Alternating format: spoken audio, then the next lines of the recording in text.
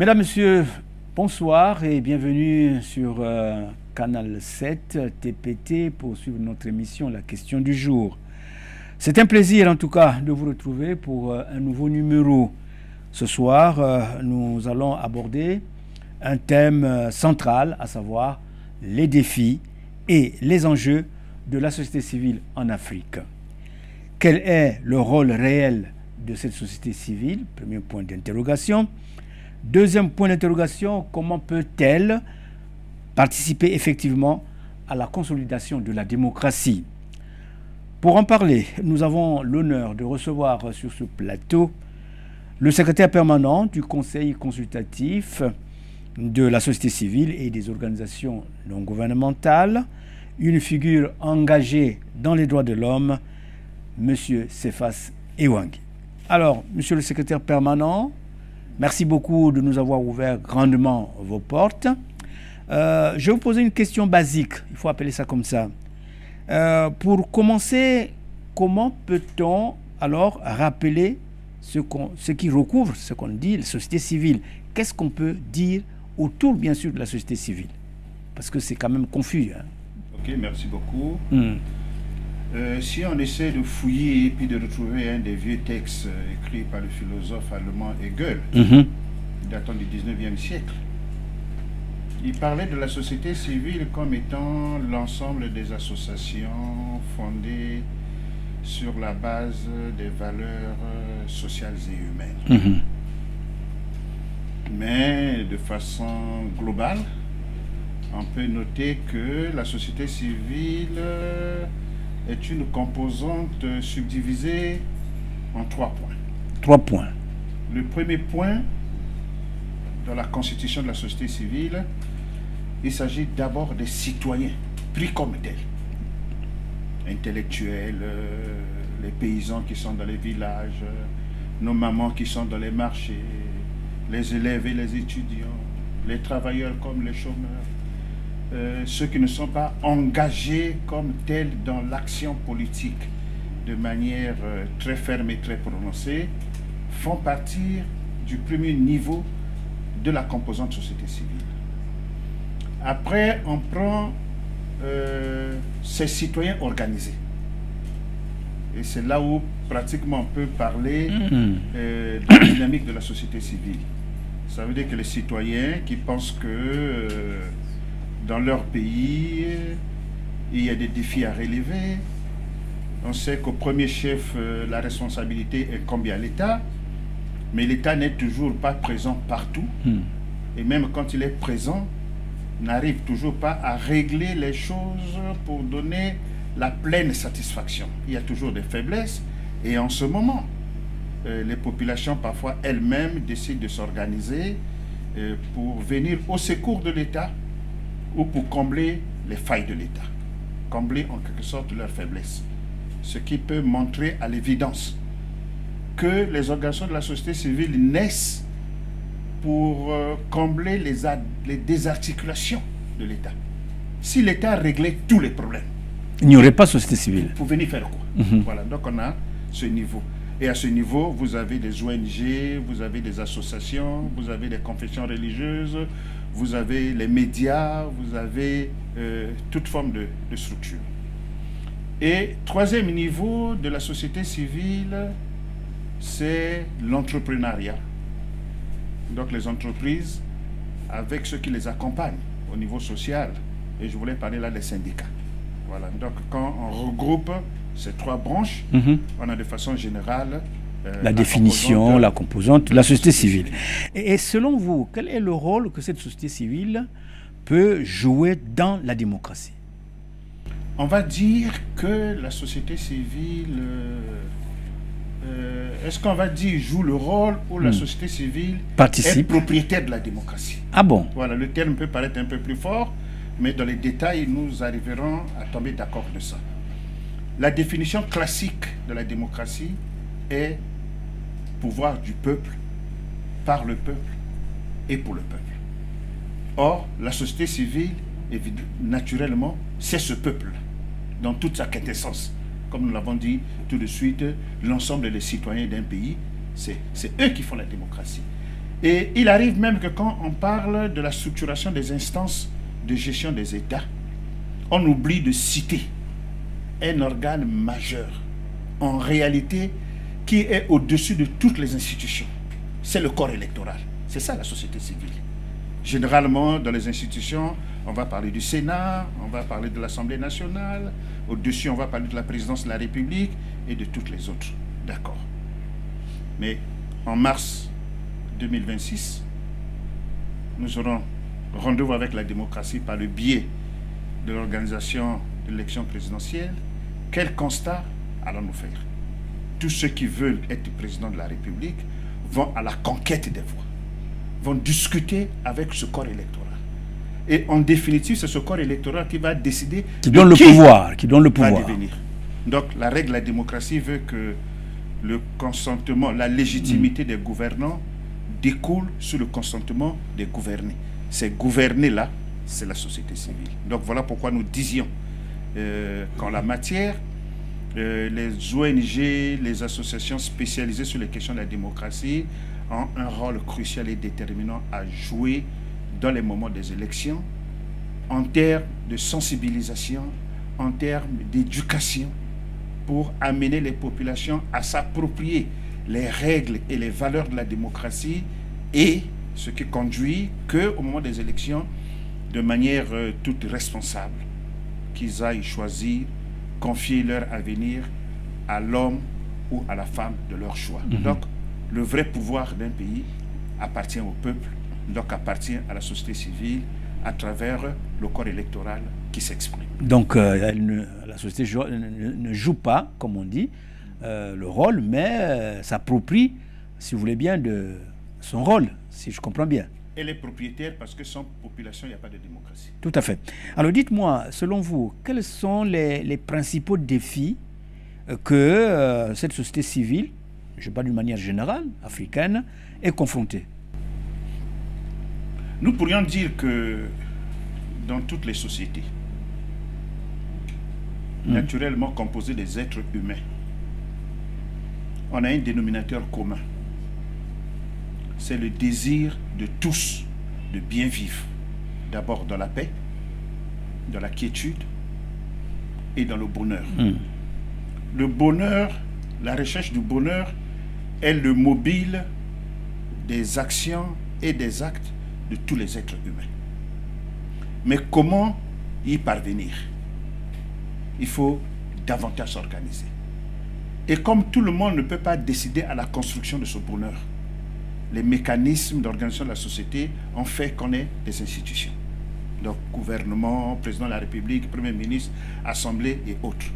La société civile a un rôle de veille, un rôle de plaidoyer, un rôle de surveillance, aussi un rôle de sanction, puisque nous savons qu'au travers des élections, les populations peuvent décider de réélire un président ou de le destituer et de donner le mandat à l'autre qu'on pourrait penser meilleur, sinon de laisser à un ancien qu'on pense que celui-ci a plus d'expérience et peut mieux nous garantir. Donc voilà, dans cet enjeu, la place de la société civile. Et il arrive parfois, même de façon globale, de dire que les peuples ont les gouvernants qu'ils méritent. Et ça veut dire que c'est au peuple de décider, de dire, voilà la recherche du bonheur que nous voulons, et voilà ce qui est en train d'être fait. En dépit des forces et des faiblesses, nous sentons que ça nous rassure, et si ça ne nous rassure pas, nous pouvons prendre un autre chemin. Donc, autre défi encore. L'autre défi, c'est amener à la responsabilisation et à l'esprit de responsabilité de tous. C'est-à-dire? J'essaie de me rappeler de plusieurs discours de son Excellence, Monsieur le Président de la République, Denis Sassou Nguesso, quand il dénonce la corruption, la concussion, la fraude, les passe-droits. Ce sont des facteurs qui, incrustés dans une société, deviennent facteurs de généralisation de la pauvreté et au travers de la pauvreté, beaucoup d'actes de violence. Aujourd'hui, par exemple, dans notre pays, nous sommes confrontés à ce phénomène dit bébé noir. Quand on veut agir à partir des conséquences. On s'attaque à chacun des bébés noirs. Il y a même d'autres qui disent il faut les prendre, les tuer un à un pour que ce phénomène finisse. Mais on oublie la théorie de la série causale et du phénomène des résultats, qui veut que tous les phénomènes de société qui apparaissent ne sortent pas du néant. Et quand on veut fondamentalement régler un mal dans la société, il faut remonter la série pour faire le point de tout. En philosophie, on aurait parlé des causes causantes, de tous les facteurs qui ont contribué à faire naître un phénomène. Et en commençant à régler le problème à la racine, on finit par régler la conséquence. La racine, c'est quoi en la matière, la racine, c'est quoi en la José matière? Saramago soulignait qu'il ne sert à rien de purifier les eaux d'une rivière qui traverse la ville si le foyer de la contamination se retrouvait à la source. Vous ferez ça toute la vie, mais l'eau qui passera sera toujours contaminée. Mais le jour où on décidera de dire d'où sort cette contamination, et c'est là que vous dites la racine, on fera l'étude pour remonter, et on pourra découvrir qu'en amont, est-ce que c'est de l'argile qui produit cela?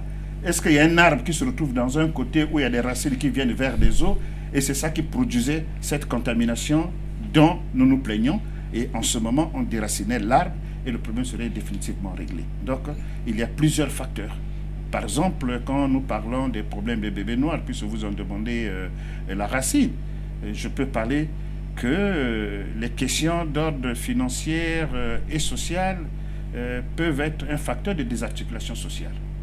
Si les parents n'ont plus la capacité de s'occuper de leurs enfants, et nous en recevons beaucoup qui disent que j'ai mis au monde 6 enfants.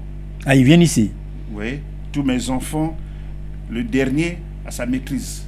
Les autres sont allés un peu au-delà. Personne n'a un emploi. Ils sont tous au chômage. Et moi-même, je suis retraité. Je touche difficilement ma pension. Dans ces conditions, ça amène chaque enfant à aller vers le débrouillardisme.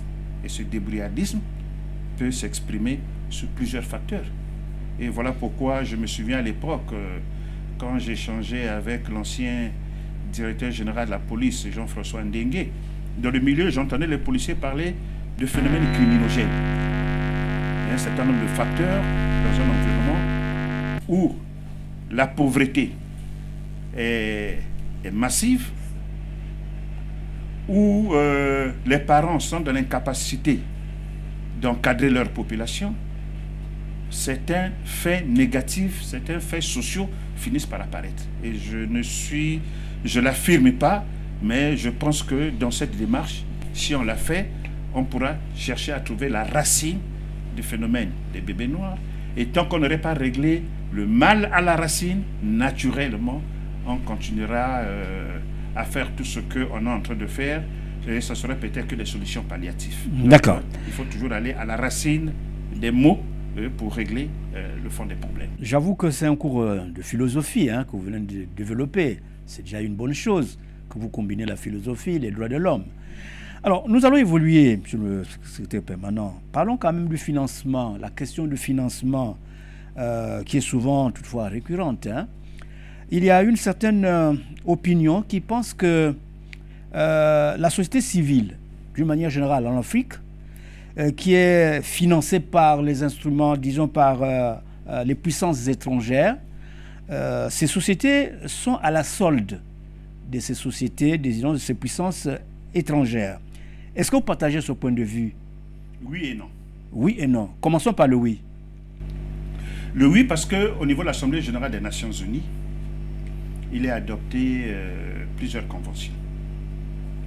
Au nom de ces conventions et de ces traités, il y a un appel aux grandes puissances économiques du monde de venir au secours aux pays pauvres. Nous nous souviendrons que quand il y a des calamités naturelles parfois en Afrique, les aides reviennent loin de l'Afrique. Alors que l'Afrique aurait même pu s'organiser pour y faire face. Mais généralement, vous verrez que c'est la France, c'est l'Allemagne, c'est les États-Unis qui envoient les avions, des hélicoptères, etc. pour venir aider. Quand on a adopté le 10 décembre 1948 au Palais Chaillot à Paris, la Déclaration universelle des droits de l'homme, une indication était donnée pour que tous les pays se mobilisent afin que les droits de l'homme soient largement vulgarisés et appropriés par l'ensemble des populations.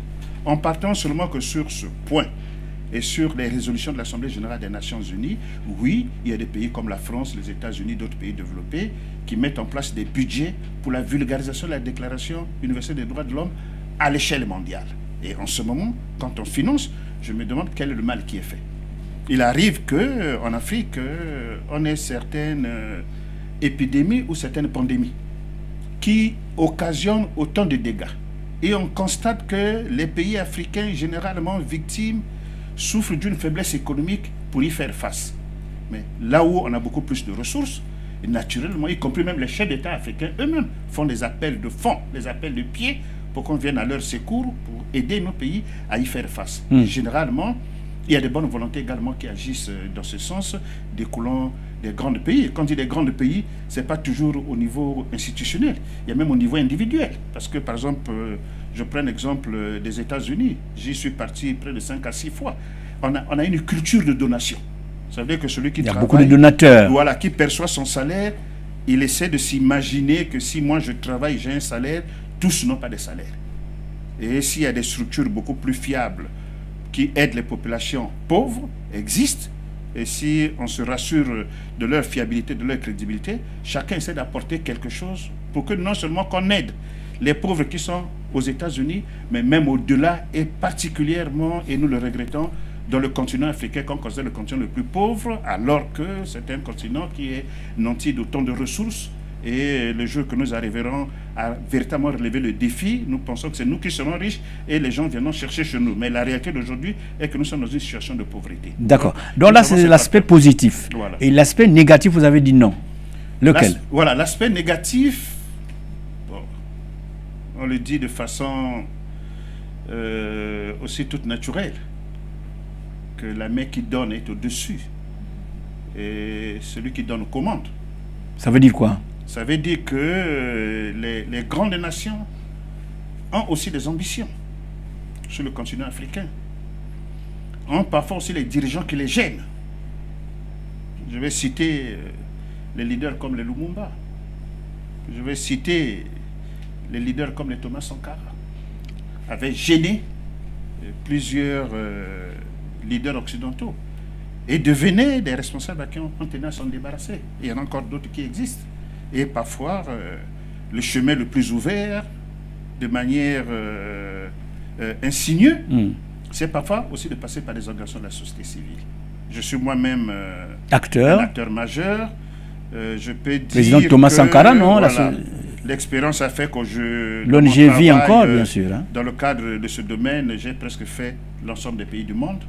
J'ai été partout. On a discuté de beaucoup de questions de financement. On a aussi reçu des financements.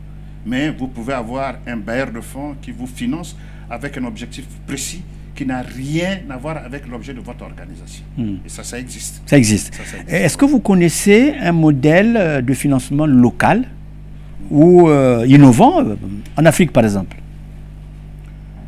J'en connais en Europe d'abord. Je peux donner l'exemple du pays qui nous est beaucoup plus proche, c'est la France. Oui. Voilà.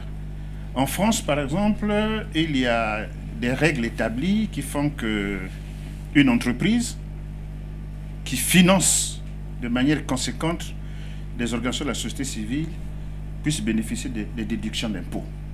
Donc, c'est un encouragement, c'est une incitation.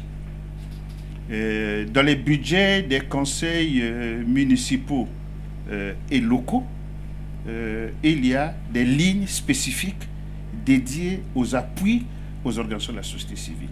Mais pourquoi c'est fait? Parce que le but de toutes ces structures étatiques est de répondre aux besoins cruciaux des populations. Mais on doit constater que les organisations de la société civile sont des structures d'organisation sociale à la base. On prend M. Mavungu Ibeni, un très grand cadre, tous les jours dans son bureau, toujours très bien habillé, mais parfois il ignore même ce qui se passe dans son propre village. Il ignore, puisqu'il n'a pas le temps d'y aller. Puisque son organisation, son programme, son calendrier ne lui permet pas. Mais s'il a besoin même d'aller aider les gens qui sont vers son village et qui constate qu'il y a une association qui existe là-bas, et cette association a pour mission et de sensibiliser et d'aider dans le développement agricole, est-ce qu'il y a mieux que de passer par cette organisation-là pour atteindre les objectifs et les missions que vous avez voulu? Donc, c'est dans ce contexte-là que, ailleurs, les mécanismes existent. Nous regrettons jusqu'aujourd'hui que dans les pays africains, ces mécanismes sont rares.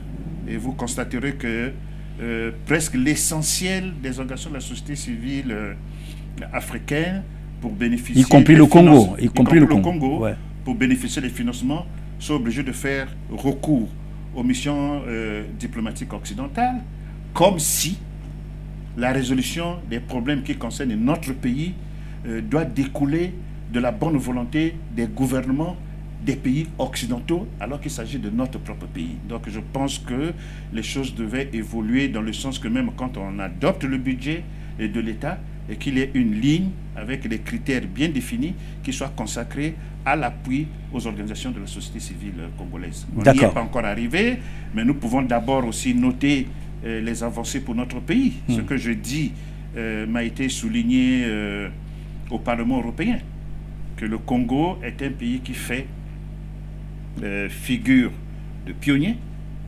En matière de... Et c'est dit par un Parlement européen.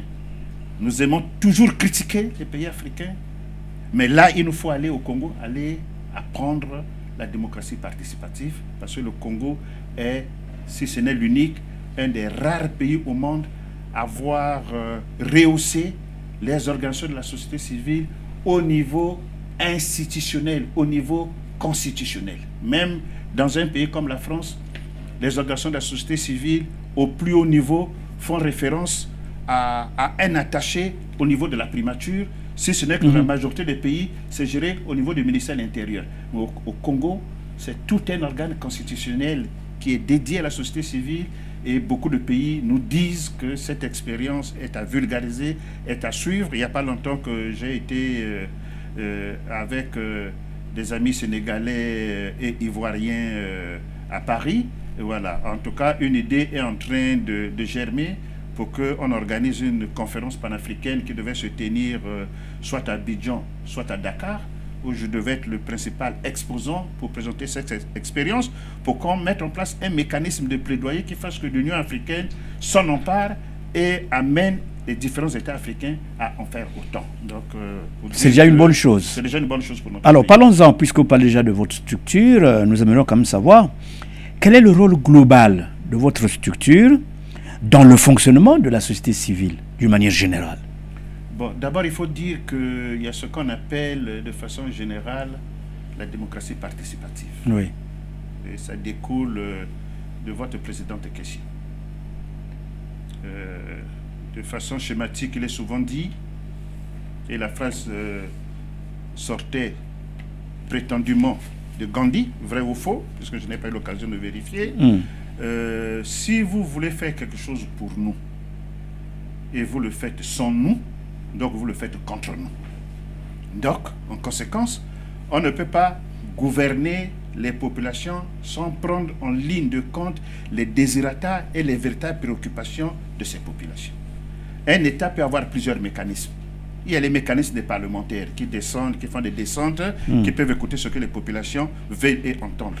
Mais aussi le mécanisme de la société civile. Il faut avoir des organisations de la société civile organisées, structurées, qui travaillent directement avec les populations et qui font remonter les préoccupations auprès des décideurs. Et c'est dans cet esprit que dans notre pays, dans la Constitution du 25 octobre 2015, a été institué les conseils consultatifs nationaux. On a un conseil qui s'occupe des questions de la jeunesse, on a l'autre qui s'occupe des questions de la femme, d'autres des personnes handicapées, des sages et des notabilités traditionnelles, un conseil national du dialogue et le conseil consultatif de la société civile et des organisations non gouvernementales. Notre mission à nous est de travailler dans le sens de la promotion de la citoyenneté, des valeurs républicaines. Donc, recueillir des avis sur l'ensemble de ces préoccupations, les faire remonter auprès de la plus haute autorité de l'État, mais aussi préparer les organisations de la société civile à jouer de manière pleine et entière leur jeu et leur rôle. Mais pour émettre les avis, ces avis, il ne faut pas les recueillir de façon désordonnée. Si on n'a pas encore pu structurer la société civile, comment recueillir les avis? Voilà pourquoi le conseil consultatif qui existe aujourd'hui depuis 6 ans, n'a ménagé aucun effort pour organiser les séminaires de formation, les formations en cascade pour que toute la société... Quand vous dites en cascade, ça veut dire quoi? En cascade, ça veut dire que de manière très accélérée.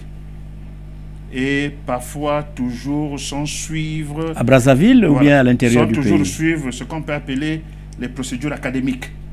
Hein, parce qu'il y a des séminaires où le thème doit être très bien construit, ce qui est tout à fait normal. Mais face à l'urgence, on peut aller beaucoup plus vite.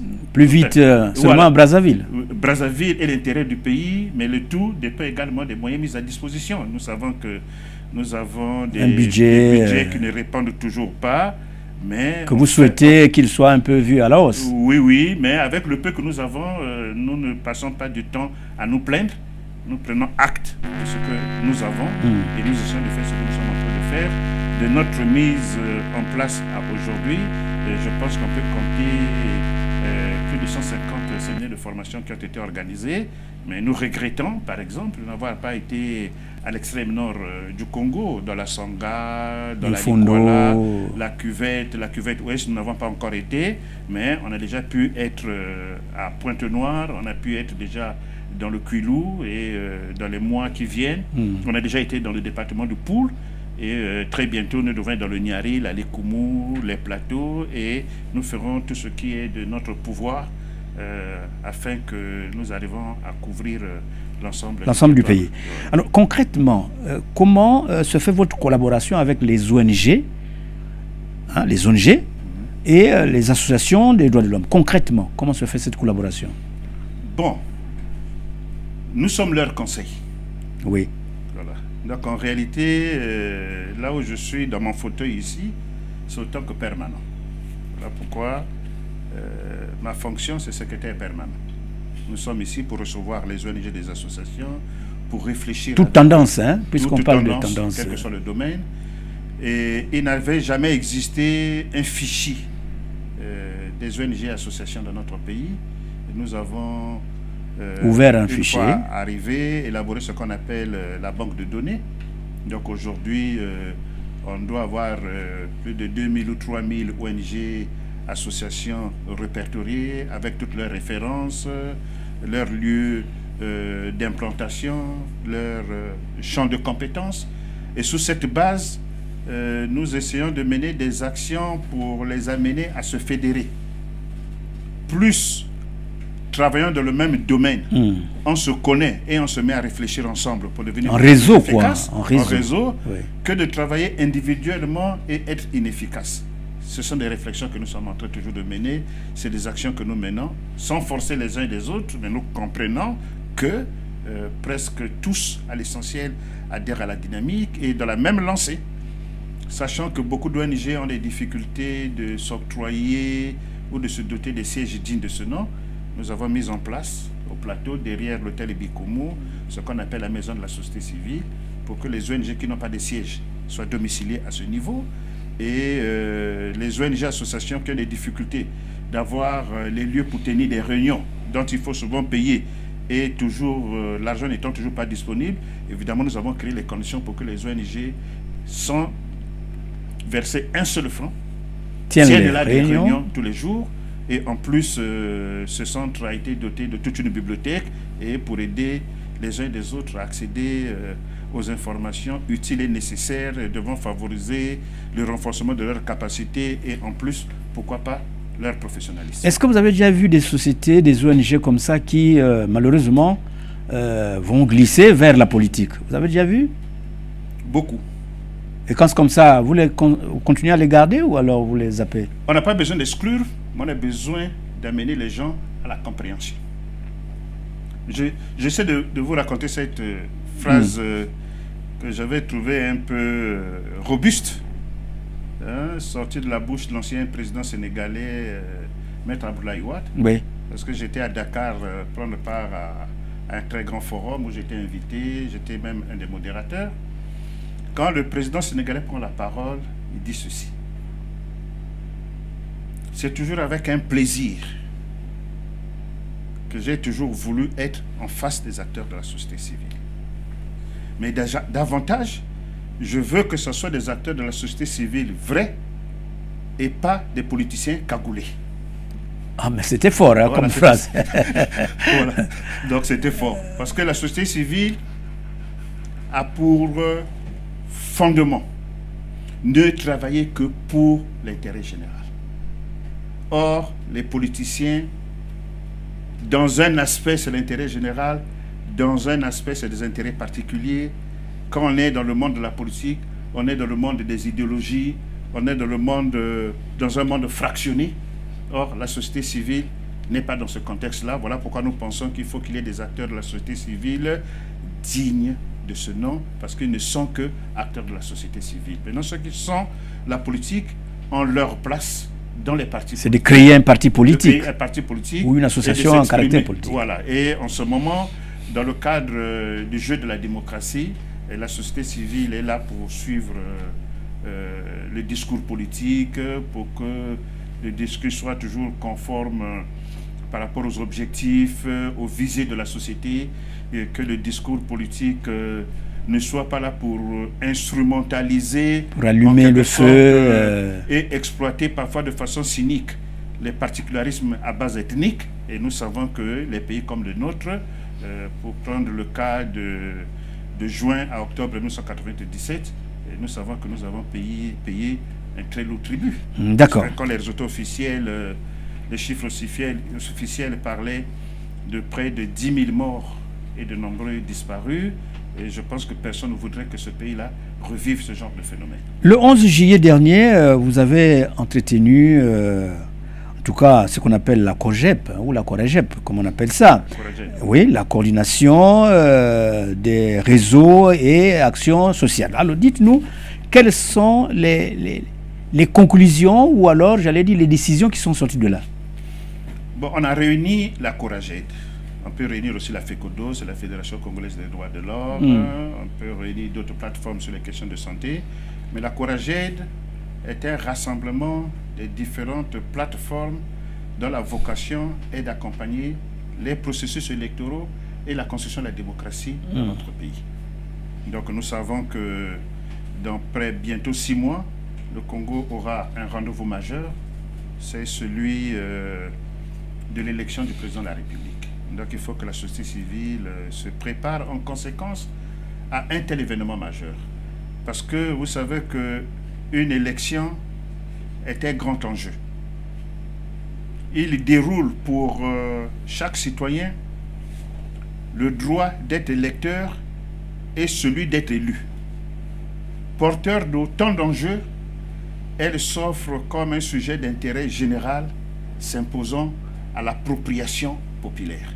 Donc il nous faut préparer les acteurs de la société civile, parce que vous savez qu'en matière électorale, et dans le cas de notre pays, ce qui n'est toujours pas le cas dans d'autres pays, la société civile est reconnue et impliquée à toutes les échelles de l'organisation des élections. Vous avez votre place, quoi, c'est ce que voilà. vous allez dire. Déjà au niveau, par exemple, de la coordination nationale, il y a une place qui est dédiée aux organisations de la société civile. Les coordinations départementales à tous les niveaux, il y a des postes qui sont dédiés à la société civile, y compris dans les bureaux de vote. Il y a des places, des assesseurs qui sont dédiés aux organisations de la société civile. Mais quand on met cela à côté, le rôle le plus majeur que la société civile doit jouer, c'est la sensibilisation, c'est l'éducation de la population. Pour que nous, les uns des autres, comprennent que la démocratie est une somme de valeurs. La démocratie est une somme d'exigences. On peut même remplacer le mot démocratie par le culte de l'excellence. C'est ça la démocratie. Donc la démocratie ne peut pas nous permettre, ne peut pas tolérer, par exemple dans un pays comme le nôtre, de voir un citoyen être menacé dans un des départements parce qu'il n'y est pas originaire. Et c'est le débat, les choses parfois que nous avons observées dans le passé. Le repli identitaire. Le repli identitaire, voilà. Les choix hasardeux, le tribalisme. On peut parler aussi même des questions financières. Parce que le culte de l'excellence de la démocratie aussi voudrait que s'imprègne dans le pays, dans les attitudes, dans les comportements, dans les pratiques, la gestion saine et rigoureuse des fonds publics. Parce que les fonds qui appartiennent à un pays, c'est les fonds qui appartiennent à l'ensemble de la population. la Chine. Vous voulez parler quoi? Du plafonnement de la campagne, quoi? Au-delà de tout ça, y compris la gestion quotidienne. D'accord. Parce que nous savons aujourd'hui que vous allez par exemple au CHU, je vais prendre simplement un exemple. On va constater par exemple que la cuisine ne fonctionne plus. Et quel est le sort qui est réservé aux malades indigents, qui n'ont pas des parents pour venir leur déposer la nourriture tous les jours. Et quand on sait, et quand même les spécialistes parlent du sujet, disent que la nourriture, ça fait partie aussi des médicaments. Et quand vous êtes dans les hôpitaux, dans d'autres pays, vous savez, depuis le matin jusqu'au soir, comment on s'en occupe de votre alimentation, parce que c'est ça qui y contribue. Or, notre CHU, ça fait peut-être plus de 10 ans que la cuisine est fermée. On parlerait des difficultés d'ordre financier, nous sommes d'accord, mais le peu de ressources que nous avons, mais il faut que ces fonds-là soient très rigoureusement gérés pour l'intérêt de la communauté nationale, et la société civile est là également pour plaider. Pour veiller, pour regarder. Exhorter. Revenons toujours à votre réunion du 11 juillet. Vous avez, j'ai lu quelque part, vous demandez qu'il y ait l'organisation d'un dialogue. Qu'en est-il exactement?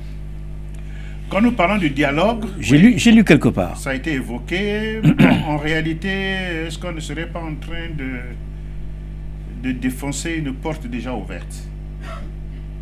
J'ai souvenance que depuis 2009, on n'a jamais organisé des élections au Congo sans qu'elle ait été précédée par une concertation nationale. Depuis 2009. Oui. En 2009, on a eu une concertation à Brazzaville. Je me souviens, après, on a eu une concertation à Evo. On a déjà eu une concertation à Sibiti. À Sibiti. On en a déjà eu à Madingu. On en a déjà eu à Ouesso. Donc, voilà. Et sous l'égide du ministère de l'Intérieur. Quand nous écoutons les discours enflammés des différents acteurs politiques, on se dit, pour que les esprits soient un peu apaisés, ben, il faut qu'on soit dans une même salle. Et que nous sachions que le pays, c'est un bien commun. C'est une richesse par excellence pour l'ensemble des Congolais. Quand j'ai discuté avec certains de nos compatriotes à Paris, je ne sais pas si je m'étais trompé, mais je suis un peu dans mes certitudes pour leur dire que le pays, c'était comme une maman qui vous a porté 9 mois dans le ventre, qui vous a mis au monde, qui a accompagné tous vos premiers pas à travers les seins, à travers les bouillies et tchétcheries, pour encadrer que nous devenions ce que nous sommes. Et beaucoup de cadres que nous sommes là, mais parfois nos mamans étaient des analphabètes, mais nous tenaient par la main pour nous amener même jusqu'à l'école au fur et à mesure. Est-ce qu'il peut arriver un jour que vous constatiez finalement que votre mère, parce qu'elle est courte, parce qu'elle est handicapée, parce qu'elle n'a pas de bons, les cheveux ne sont pas très plaisants, et vous trouvez une maman d'autrui passer là-bas parce qu'elle est bonne, gaillarde, brune, vous dites, toi tu n'es plus ma maman parce que tu es trop sale, tu es handicapé, tout ça, je te refuse, désormais ma maman devient celle. Ah, jamais. Est-ce qu'on est dans le bon sens? Pas du tout. Prenons même l'hypothèse que cette maman que vous avez choisie au hasard vous accepte. Est-ce qu'elle pourra vous donner l'amour que vous donnez votre propre maman qui vous a mis au monde? Donc, c'est ça le pays. Donc, nous n'avons pas d'autre choix. Le bon sens devait toujours nous amener à toujours et toujours aimer notre pays. Et j'ai souvent aimé cet exemple que je vois quand je vais aux États-Unis. Vous visitez 50 familles, vous trouvez 50 drapeaux dans chaque maison. Parce que le Congo. Leur drapeau. Parce que le drapeau des États-Unis est le symbole de leur rassemblement, le symbole de leur amour pour leur patrie. Donc, ils aiment leur pays. Mais quand vous allez parfois échanger avec nos compatriotes en France, vous constatez qu'avec les réseaux sociaux, on commence à insulter le pays et les dirigeants du pays. Depuis le matin jusqu'au soir, c'est devenu comme un métier. Et je les ai même dit, et peut-être ça serait peut-être une petite parenthèse pour que nous sortions. Je dis, au lieu de critiquer le pays, puisque vous vous retrouvez dans un pays où toutes les conditions sont réunies, mais faites que vous deveniez les meilleurs. Dans ce pays, il arrive qu'on nomme les Noirs au gouvernement. On n'a jamais vu un Congolais. On a des équipes de football où on a des joueurs qui sont très élitistes. Rarement on finit par trouver un Congolais. Quand on vérifie autant de magasins qui sont ouverts par les Africains ici, rarement on trouve un magasin ouvert par un Congolais. Même quand on cherche même simplement les restaurants pour manger ce qui est congolais, rarement on ne trouve pas. Est-ce que les vrais médiocres, ce n'est pas notre diaspora. Il faut que cette diaspora s'organise comme d'autres diasporas qui aujourd'hui apportent des contributions substantielles pour la construction de leur pays. Et je vous tire simplement un seul exemple, le Burkina Faso. Il y a 2 ans, la diaspora a versé à leur pays pour l'intérêt de construction des œuvres d'utilité publique 58 milliards de francs CFA. Ça, c'est la diaspora d'un pays. Et la diaspora congolaise, le montant est lequel? Il n'y en a pas. Le problème n'est pas de critiquer, le problème c'est la prise de conscience. Et nous nous félicitons que certains de nos frères et sœurs qui vivent en France ont pris conscience de mettre en place une structure de notre diaspora. Ah, c'est bien, qui c'est bien. Progressivement commence déjà à faire ce travail. Et il est même prévu en mars un forum économique où ils vont faire venir beaucoup d'investisseurs pour vendre la destination de notre pays. Vendre l'image du pays. L'image de notre pays. Dans le bon sens. Voilà, c'est ça qui devait être le devoir. Donc on ne dit pas que le pays tout va bien, on ne le dit pas. Mais encore on pourrait se poser la question, dans quel pays où tout va bien? Et d'autres étaient surpris quand je les ai dit qu'aux États-Unis, la première puissance économique du monde, 25% de la population n'a pas accès à la santé. 25% n'a pas accès à la santé. Donc, partout il y a des problèmes. Partout il y a des problèmes. Vous-même, vous avez souvent été en France. Oui. Mais vous vous promenez. Aux États-Unis, oui. Les centres domicile fixes qui dorment même dans les rues. Partout il y a des problèmes, mais c'est par la mobilisation de toutes les filles et de les fils du pays, même si on ne va pas les régler dans l'absolu, mais progressivement, en donnant la main à ceux qui nous gouvernent, nous ferons des efforts pour que, au jour le jour, nous allions vers l'avant, nous allions vers la résolution de tous les problèmes qui, parfois, semblent gêner la conscience, mais ce n'est pas nos efforts conjugués que nous arriverons à trouver les solutions à tout cela. Bien, en tout cas, merci beaucoup, monsieur le secrétaire permanent, mais je vais vous donner 1 minute, si vous me permettez, pour que vous concluiez cette rencontre, puisque la société civile nous suit, la population, les acteurs politiques. En 1 minute, qu'est-ce qu'il faut dire? Bon, je reviens seulement pour dire qu'il nous faut aimer le Congo. C'est le pays pour lequel Dieu nous a donné. On sort dans un pays comme par une forme d'affectation divine. D'autres sont sortis français, d'autres japonais, d'autres américains, d'autres australiens. Nous, c'est le Congo. Et nous devons aimer notre pays de manière fondamentale et travailler pour que ce soit un pays davantage attractif. Nous avons aussi un pays qui a connu beaucoup de progrès. Parce que quand on écoute certaines diffusions, on a l'impression que le pays n'a jamais avancé, ce qui est totalement archi-faux. Mais s'il a avancé, il n'a pas réglé tous les problèmes. Donc il y a aussi d'autres problèmes qui méritent d'être réglés, d'autres problèmes qui sont aussi pressants, qui méritent aussi des solutions urgentes. Mais il nous faut, avec et la patience et l'engagement, faire que le Congo devienne un pays qui ferait bien vivre et que nous, qui sommes de cette génération, léguons un pays meilleur aux générations qui vont nous succéder. Merci beaucoup, monsieur le secrétaire permanent, de tout ce que vous venez de dire au sujet de la société civile. Nous retenons une fois plus pour toutes que la société civile, elle est forte quand elle est bien organisée, structurée, et qu'on ne devait pas trop glisser vers la politique. La politique, c'est un autre champ, la société civile, un autre, et le reste, il n'y a que le peuple au milieu. Merci beaucoup de nous avoir reçus. Peut-être 1 seconde encore, vous voulez parler? Bon, je dis que toujours que la frontière n'est pas étanche. Oui. Entre société civile et quand on dit société acteur civile, politique? Quand on dit société civile, l'opposé, ce n'est pas la société militaire. Non, pas du tout. L'opposé, c'est la classe politique. Ouais. Mais généralement, on a des gens qui passent de la société civile à la société politique et de la société politique à la société mais qui ne font pas les deux à la fois. Ce n'est pas de faire les deux à la fois. À titre d'illustration, je vous présente un peu cet ouvrage que j'ai devant moi. Oui. C'est écrit par le président Bill Clinton. Oui. Un éminent homme politique américain. Oui. Un brillant chef d'État américain. Mais depuis qu'il n'est plus président de la République, il est revenu de la société civile et il produit autant de réflexions en la matière. C'était le cas même de celui qui venait de mourir il n'y a pas longtemps, le président Jimmy Carter, Voilà. Et il n'y a pas longtemps, j'ai aussi eu des informations sur le président Barack Obama, qui a investi plus de la moitié de ses économies en appui pour le soutien des œuvres sociales. Donc, ce n'est pas très étanche, mais faire les deux à la fois devient incestueux. Et c'est cela qu'on devait éviter. Et nous qui tenons la pureté de la société civile, bon, nous essayons de faire porter suffisamment de messages pour que la société civile ne puisse pas susciter de doute de la conscience collective, de la conscience nationale. Je vous remercie.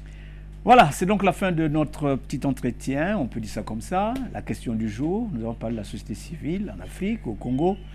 Et prochainement, une autre question du jour, laquelle je la ferme. Au revoir.